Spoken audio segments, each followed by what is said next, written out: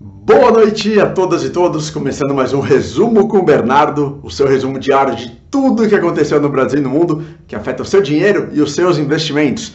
Hoje, dia 6 de julho de 2020, segunda-feira, dia de alta na Bolsa de Valores brasileira e também nas bolsas internacionais. Bolsa brasileira cada vez mais perto dos 100 mil pontos. O pessoal já está aí fazendo a festa, já está comemorando um pouco antecipado. Tem gente comemorando antecipado, não pode comemorar antes do fato não. Essa subida forte do Ibovespa nos últimos tempos. Hoje a bolsa subiu 2,24% para 98.937 pontos. O IFIX, índice de fundos imobiliários, caiu 0,38%. Lá fora, S&P subiu 1,59%, Dow Jones subiu 1,78% e Nasdaq subiu absurdos 2,21% para um novo recorde da Nasdaq de 10.433 pontos. Nasdaq é o índice de empresas de tecnologia dos Estados Unidos. VIX, índice de volatilidade, subiu 0,94%. Dólar aqui no Brasil subiu 0,62% para R$ 5,35. E os petróleos fecharam em leve baixa. O Brent fechou a $43,09 e o WTI a $40,57, acima do piso dos $40. Segunda-feira, o que você pensa? Boletim Focus, o resumo, na verdade, a pesquisa semanal do Banco Central com as projeções macroeconômicas de casas de análise, corretoras e instituições financeiras do Brasil. Olha só, projeção do IPCA para 2020 continua exatamente a mesma da semana passada, 1,63%. Projeção de Selic para o final de 2020 continua exatamente a mesma da semana passada, 2% ao ano. Projeção de câmbio continua exatamente a mesma, R$ 5,20 no final de 2020. E o PIB deu uma leve melhorada. Na semana passada, a expectativa era de queda de grandes 6,54%. E nessa semana, a projeção é de queda de 6,50%. Melhorou, então, 0,04% na projeção do Boletim Focus. Na verdade, na projeção do mercado consolidada pelo Boletim Focus.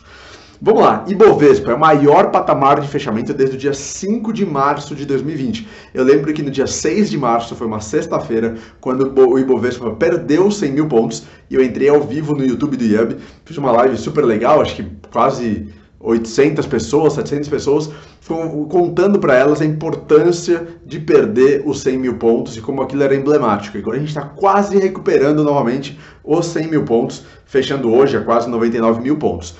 Amanhã, algumas pessoas dizem que poderia bater já 100 mil pontos. Vamos ver. Agora, nesse momento, os futuros dos Estados Unidos, depois de uma alta muito forte no dia de hoje, estão praticamente estáveis. O que puxou hoje? Primeiro, números positivos da economia chinesa e de uma recuperação da China já nesse pós-pandemia ou pós-quarentena. Daqui a pouco eu falo para vocês sobre isso. E também algumas falas do Paulo Guedes que repercutiram bem no imaginário ou no coração dos investidores brasileiros. Primeiro, falando da China, o índice Xangai, que é um dos índices mais importantes das bolsas chinesas, subiu gigantes 5,7%, uma valorização gigantesca para um dia só. Motivo, primeiro, a China disse que controlou a segunda onda de coronavírus no país. Não sabemos até quando, né? Ou de que forma, mas, de acordo com a China, controlou a segunda onda de coronavírus. E projeções econômicas do país indicam que a recuperação será mais rápida e mais forte do que esperado anteriormente. O jornal estatal da China, do governo, Securities Times, disse que promover uma alta do mercado nesse momento é a coisa mais importante após a pandemia que a China pode fazer. Então eles estão focados realmente em puxar o mercado para cima, em segurar o mercado e trazer um sopro de otimismo, um sopro positivo para os investidores chineses e internacionais nas bolsas da China.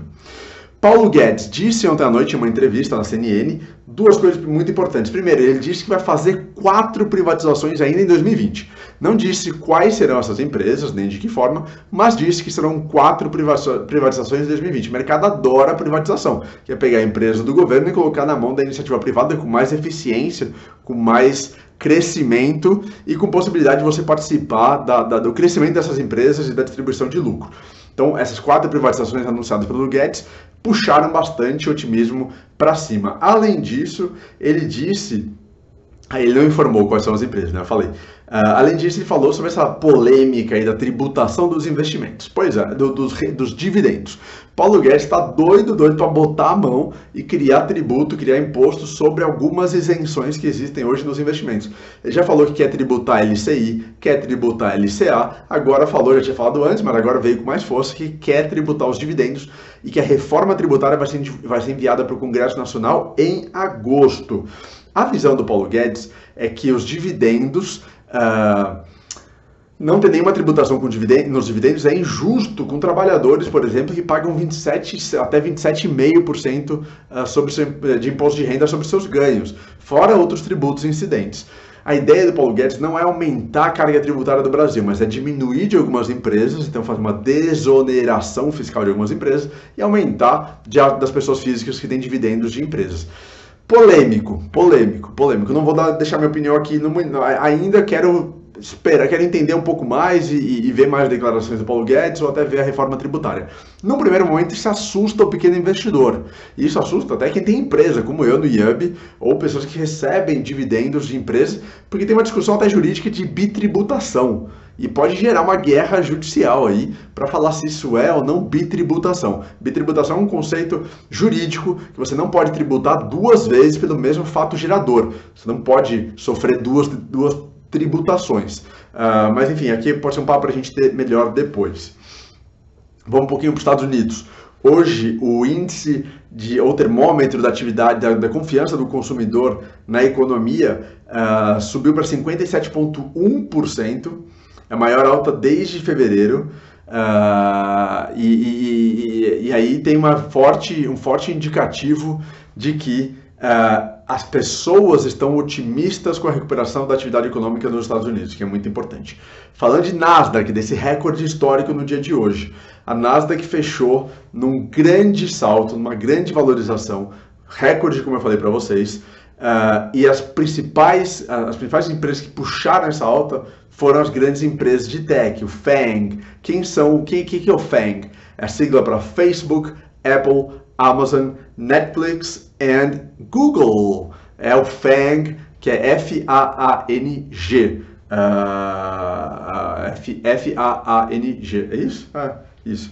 A gente coloca F-A-A-M-G, com Microsoft no lugar do Netflix. De qualquer forma, enfim, uma alta gigantesca, super expressiva, super relevante. O que é interessante aqui, que eu vi, olha só, perdi, ou não? Aqui, as 4 maiores empresas de tecnologia dos Estados Unidos, Amazon, Apple, Microsoft e Google, recuperaram o valor de $1 trilhão. Todas hoje valem mais de $1 trilhão na bolsa. E isso tinha sido atingido em janeiro, antes da pandemia, e agora recuperaram, o que é um ótimo sinal. Mas nem tudo são flores. Coronavírus, os casos continuam a aumentar com força nos Estados Unidos. Flórida e Texas reportaram novos recordes de infecção e de contaminação no final de semana. Nos Estados Unidos já são mais de 3 milhões de casos em todo o país e mais de 132 mil mortes. Muita coisa. Petróleo teve um pouco de queda no dia de hoje, porque no final de julho vence o acordo da OPEP+, da OPEP e dos seus aliados, daquela redução grande de petróleo que foi decidida em abril. É verdade que a redução ela continua ao longo do ano de 2020, então não é só agora que acaba, mas começa a acabar, e se não houver uma demanda maior, uma recuperação do mercado de petróleo, pode ter uma preocupação como que a cotação vai se comportar. Amanhã, por falar em petróleo, tem números do petróleo, dos inventórios, reservatórios de petróleo sendo divulgados dos Estados Unidos. Então, olho nisso. Tem uma perspectiva de que os inventórios, as reservas de petróleo nos Estados Unidos caiam da semana passada para essa, mas existe uma chance de subir, e se subir, os investidores podem de alguma forma repercutir um pouco mal. Dia cheio hoje, dia de recorde na Bolsa de Valores nos Estados Unidos, dia de forte valorização, cada vez mais perto dos 100 mil pontos. Será que é amanhã? Comenta aqui embaixo. Você acha que amanhã o Ibovespa bate 100 mil pontos? Quero saber a sua opinião. E quero pedir também para você pegar esse vídeo e compartilhar com pelo menos 3 pessoas. Você me ajuda muito a atingir mais pessoas, a levar esse conteúdo para as pessoas, para os brasileiros e brasileiras que querem investir melhor. Obrigado, um abraço e até amanhã. Tchau!